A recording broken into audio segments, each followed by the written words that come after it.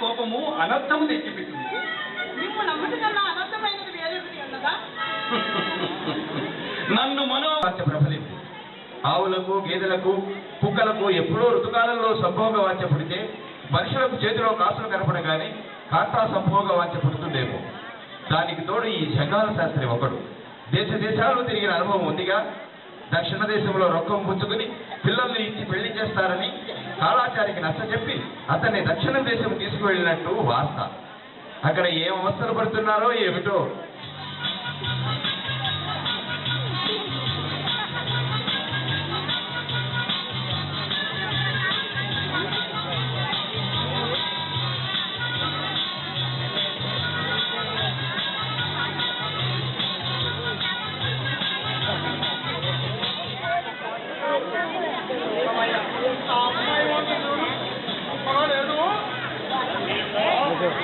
ఆ అమ్మాయి మొహంలో ఎంత ముదురు మొహంతో ఉందో.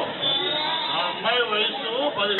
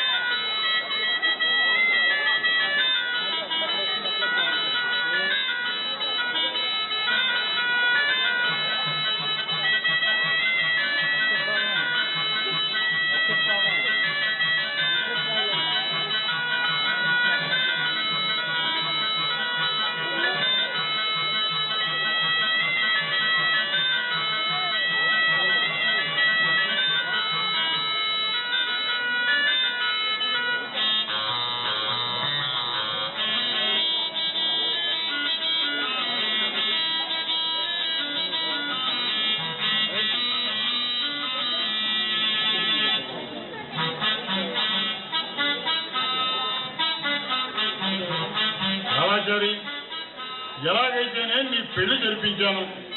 చక్కని చుక్కలాంటి భార్య దొరికింది.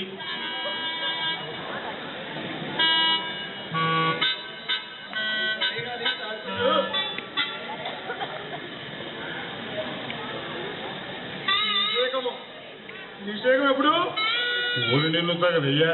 ఆ అమ్మాయి అయ్యా నేను చెబుతాను. మాది ఉత్తరాది. మేము పెళ్లి సంబంధం కోసం వచ్చాం. ఈయన తను వైష్ణవుడని, ఆ అమ్మాయి తన కూతురని, ఆమె ఇంకా సమర్థ కాలేదని నమ్మబలికి మా దగ్గర 400 రూపాయలు తీసుకుని ఆ అమ్మాయినిచ్చి పెళ్లి చేశారు. తీరా పెళ్ళయిన తర్వాత ఆయన వైష్ణవుడు కాదని, ఆ అమ్మాయి అప్పటికే సమర్థ అయినదని తేలింది. కోపం పట్టలేక మా వాడు 4 మాటలు అన్నాడు అంతే.